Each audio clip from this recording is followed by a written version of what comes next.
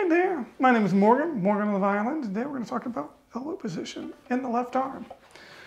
This is another one that I'm recording because it's something I go over with my students, and I want to document how I go over it with my students for my own future reference, and then maybe you will benefit from it as well. Let's get the angles right here. There you go, you can see my elbow somewhat there. All right, I'm on a viola right now. I'm going to talk in terms of being on a violin because that's what I'm usually teaching. But you get the idea. You can't see my arm as well as I would like it to. Oh well, let me roll up my sleeve so you can see my elbow. There you go, contrast. Wonderful thing. Alrighty. So what you want to do, if you want to grab your instrument and put it up on your shoulder and get your hand in place, place all four fingers on the A string, or if you're on the viola, the D string, and make sure you got good hand posture. So your thumb should be somewhere between first and second finger. You should have some nice rounded fingers up there, nice straight wrist. And if you want a little help with getting your wrist to straighten out, try this. Hang your arm on your instrument. If you need to support the instrument, go for it. And just let it relax and let the elbow relax down underneath the instrument.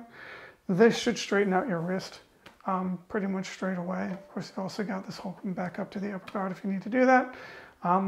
Lots of ways to get this done. All right, so nice straight wrist, and then elbow hanging below. This, for me, this string, the A string on the violin, the D string on the viola, tends to be the most relaxed position for my elbow, the most comfortable place for it to sit. So this is probably going to be relaxed for you as well.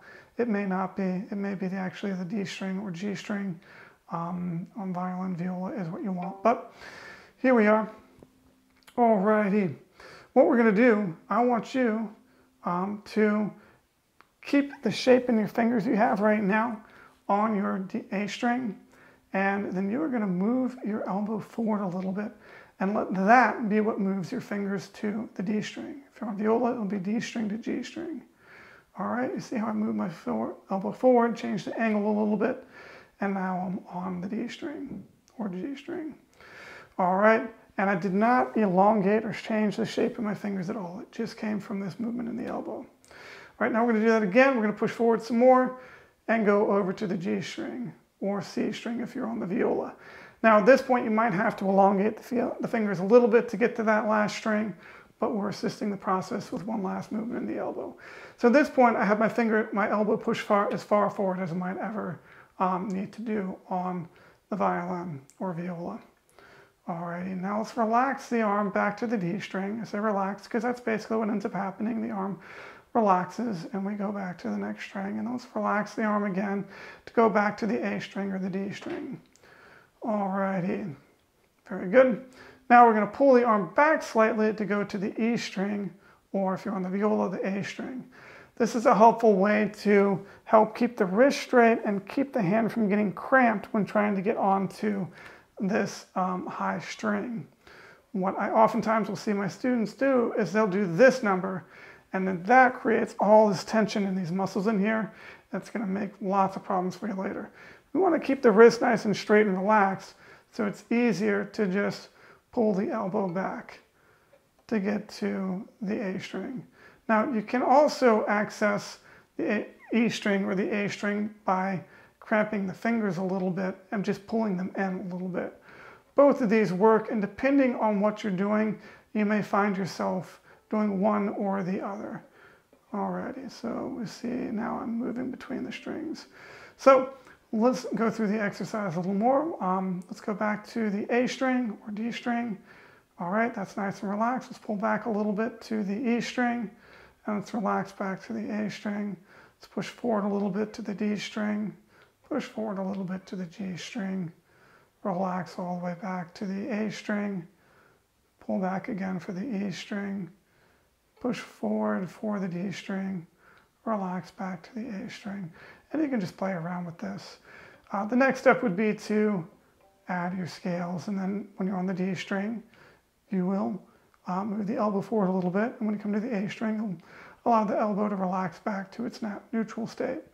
Likewise, if you want to do your A major scale or on the viola, the D major scale, you can be on your A string or D string and then pull the elbow back a little bit to support getting onto the E string or A string, and then relax back as you go to the new string. There you go. There's one more thing as a little bonus technique, one more thing we can use this repositioning of our elbow for, and that is when we're doing double stops or any time that we want to try to get our fingers clear of the lower string, or higher string rather. So when my fingers are on the D string, typically they are touching the A string just a little bit, or in this case on the viola or the G string, they'll be touching the D string a little bit. I need to get my fingers out of the way of that other string if I want to do double stops. For example, third finger on the higher string, second finger on the lower string, or even third finger on the higher string, open on the lower string.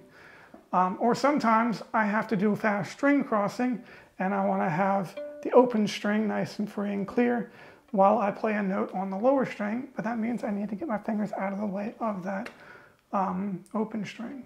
So how can I do that? I can bring my elbow in a little bit and that will actually rotate my fingers away from the string beneath them, or the higher string that we want to get clear of. So you can practice that just by placing your fingers on your A string or your D string or your D string or your G string if you're on viola, and feel where you can feel that other string. So in this case, if you're on the A string, you should feel your E string just grazing your fingertips a little bit.